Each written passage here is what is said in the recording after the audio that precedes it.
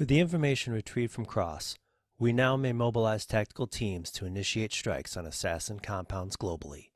Warren Vidic, 2000.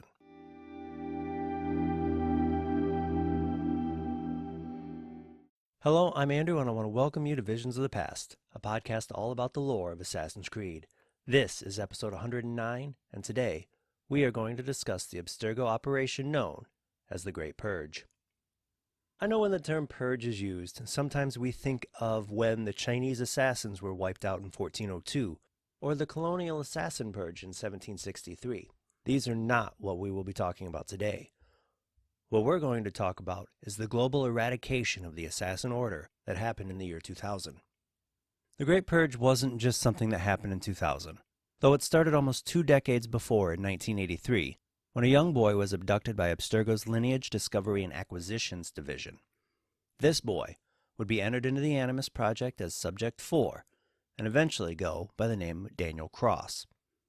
Why are we going so far back to mention Daniel Cross, you may be asking? Well, that's because Abstergo used him as a test subject for a prototype they were working on that was capable of mimicking a piece of Eden, and they used this prototype to implant an order within his brain to infiltrate the assassin order and kill their mentor when the opportunity presented itself.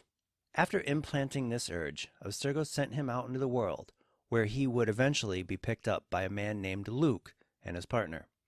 When spoken to, Daniel only answered in Russian, not only because of the experimentation, but because he was suffering from the bleeding effect and was reliving the memories of his ancestor, Nikolai Orlov.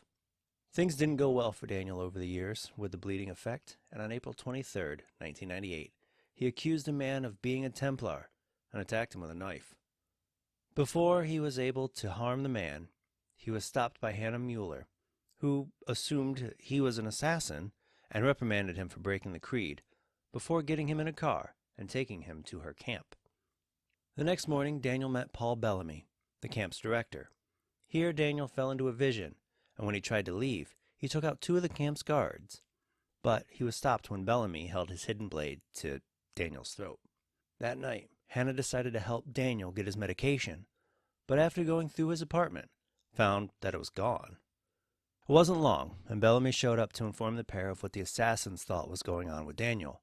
And at that moment, he had another hallucination, and after it, he realized that he needed to meet with the leader of the assassins.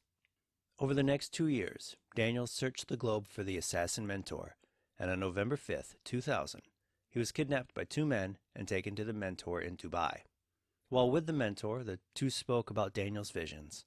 The mentor claimed that theoretically, there was technology that could view memories like what Daniel was seeing with his visions, but that doing so naturally, like Daniel was unprecedented. After explaining what he is as a mentor, the mentor insinuates that he wants Daniel to be a successor because of his ability to see these memories without the animus. As he continues to explain his thoughts on how to pursue harmony through free will, the mentor retrieved a hidden blade that looks extremely close to, if not the exact hidden blade of Ezio Auditore. The gift triggers the implanted instructions within Daniel, and he murders the assassin mentor before performing a leap of faith out of the building's window. Daniel made his way back to the Abstergo facility in Philadelphia, where the information on the assassin camps was forcibly extracted by Dr. Sung, while Alfred Stern supervised the procedure. After this, Daniel was allowed to go back to Warden Vidic's Animus program, where he'd be allowed to sit in the Animus for the next 14 months as a reward for his service to the Templar Order. Stearns took the gathered information and oversaw the near-complete obliteration of the Order of Assassins.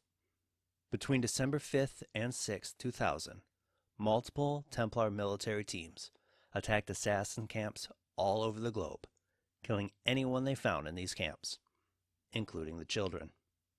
It didn't result in a full ending of the assassins, though, as a few places were not attacked, leading to some of the assassins escaping the purge. What this purge did end up doing, though, was force what was left of the assassins even further underground, and to operate in small cells between 3 and 8 people. While there are some exceptions to that rule, it doesn't mean that the assassins were no longer a thorn in the side of the Templars. they were still able to infiltrate labs and shut down projects, like Abstergo. Because the assassins were still active, Abstergo kept some military teams around to hunt the assassins, like Sigma Team and Delta Team. For the most part, the assassins were rarely seen as the threat that they were before the Purge. Over the course of the series, we see a lot of the aftermath of the Great Purge, but what we actually see of the Purge is shown in the comics Assassin's Creed The Fall and Assassin's Creed Bloodstone.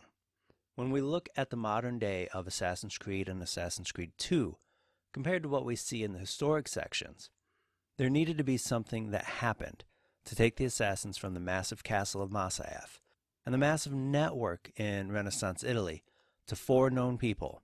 And while there are numerous events in between, a modern-day Great Purge was the perfect way to explain why almost every time we look into the past, the assassins are numerous, with the modern-day assassins being so few.